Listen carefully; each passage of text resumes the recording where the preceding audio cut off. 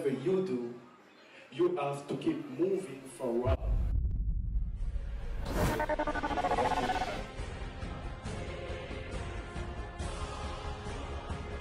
Pierre-André, qui est descendant haïtien et qui est un vrai Guadeloupéen, inculque le changement, inculque une certaine lignée qui peut vraiment faire avancer la Guadeloupe. D'auto-entrepreneur. D'accord. Et ton entreprise, alors quel est le nom de ton entreprise? Alors c'est NPH Agency. D'accord. NPH pour... En fait, NPH c'est un diminutif de Nathanaël Fulbert. En fait. Ah, super, super. Ok, super.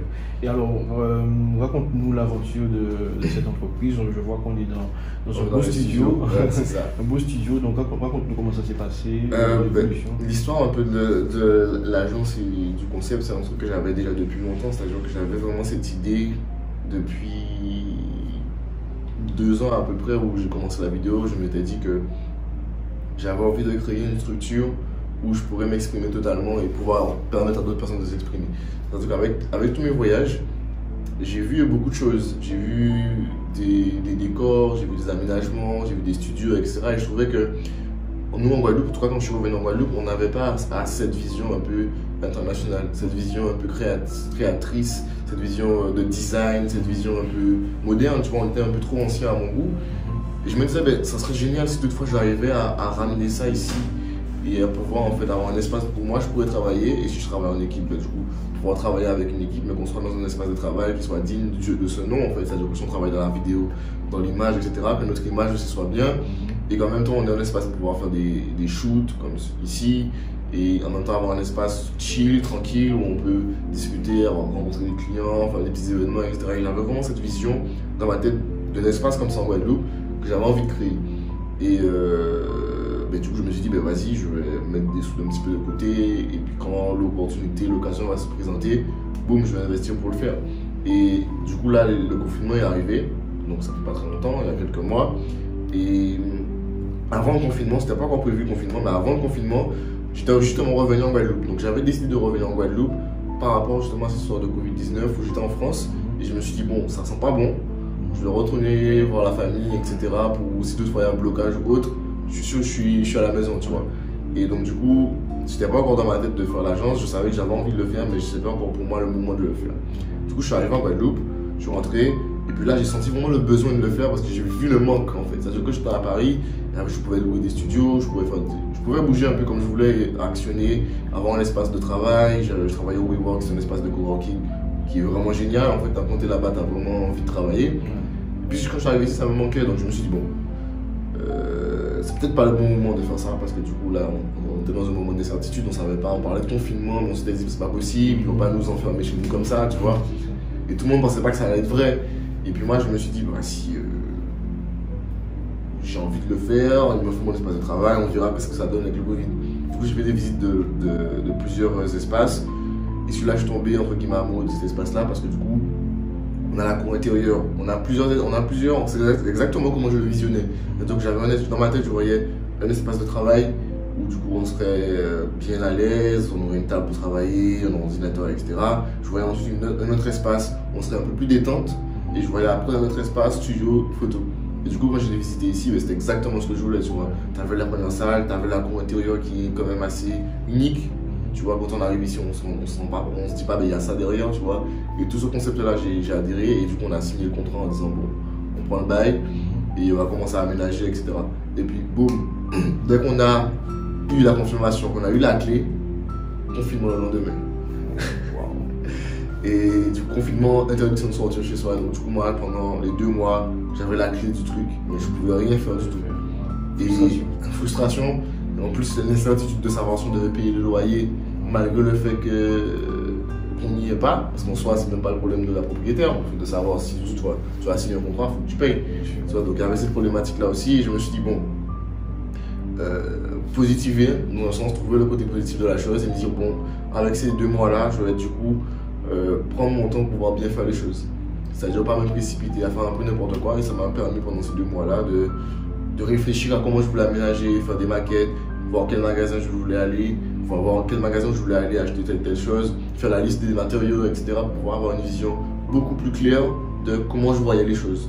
Ce qui a fait que, une fois que le confinement était fini, c'est comme s'ils avaient lâché le loup, tu vois. Ouais, là, et que là, j'étais prêt, j'avais tout visualisé, j'avais fait des rêves de comment j'allais le faire. Ouais. Et une fois que le 12 mai est arrivé, ben, je savais, boum, tel magasin, tel truc. Et c'est vrai que ça a été très vite, parce que tout dans ma tête était déjà conceptionné.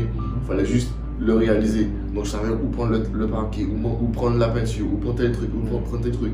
Quel meuble je voulais ici. Donc il fallait juste, tac, aller tout récupérer, tout ramener. Et c'est pour ça qu'en 8 jours, on avait déjà fini le premier espace. Okay. Tu vois, et petit à petit, on a fini assez rapidement aussi tout l'espace parce que j'avais déjà cette vision-là et j'avais cette vision-là parce que j'avais eu le confinement pour pouvoir y réfléchir. D'accord. Et pour rester dans la partie agence, déjà en combien de temps que toute l'agence a été construite et est-ce que tu es passé par les banques ou c'est les fonds de ton entreprise? Alors c'est juste, ça a été autofinancé, c'est-à-dire que tous les fonds quasiment en tout cas, l'entièreté, j'ai envie de dire, de l'aménagement ont été financés par mes soins. C'est-à-dire que comme je t'avais dit, j'avais commencé un peu à mettre des sous de côté, mais même avec mon activité en tant qu'auto-entrepreneur, mais ça fonctionnait plus ou moins bien parce que je travaillais un peu à l'international. Donc j'avais de quoi en fait pouvoir financer le tout. Ça a pris, c'est-à-dire qu'on a 3 pièces, on a 3 espaces. Le premier espace on a fini en 8 jours à peu près. Donc j'avais vraiment la priorité de financer le premier espace là parce que du coup c'était l'espace de travail où tout le monde allait travailler. J'avais envie de travailler avec une équipe, avoir un monteur, avoir quelqu'un qui s'occupe de la communication, avoir quelqu'un qui s'occupe de la réalisation, enfin que moi je puisse pouvoir déléguer des tâches que moi à la base je faisais seul et qu'on puisse vraiment être une équipe. Donc du coup cette équipe là il fallait qu'elle ait un espace pour travailler. Donc en priorité j'ai dit bon on finit l'espace de travail et là, le reste après on verra. Ce qui a fait qu'en 8 jours on avait fini le premier espace. Et après, ça a tardé un petit peu pour le reste parce que du coup,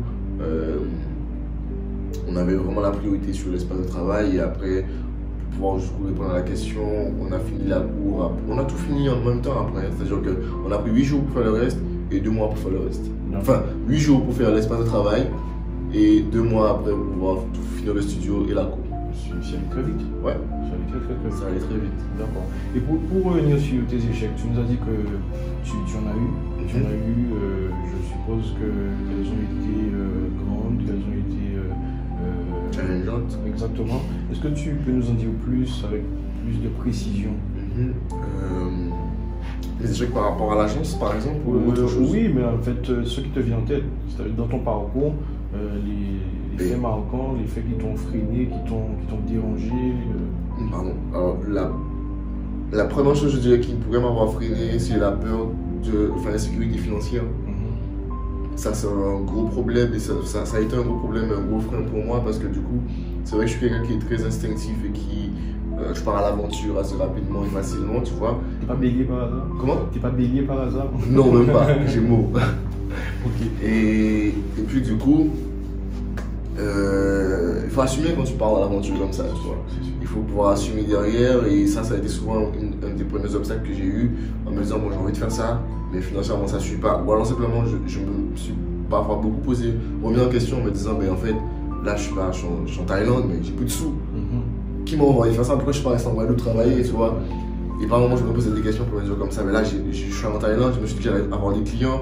Le client m'a dit qu'on allait travailler, mais en fait, quand j'arrive en Thaïlande, il m'a dit, bah, finalement, en fait, c'est plus possible. Et après, du coup, je suis là, mais je me dis, attends, mais j'étais venu pour ça, tu vois?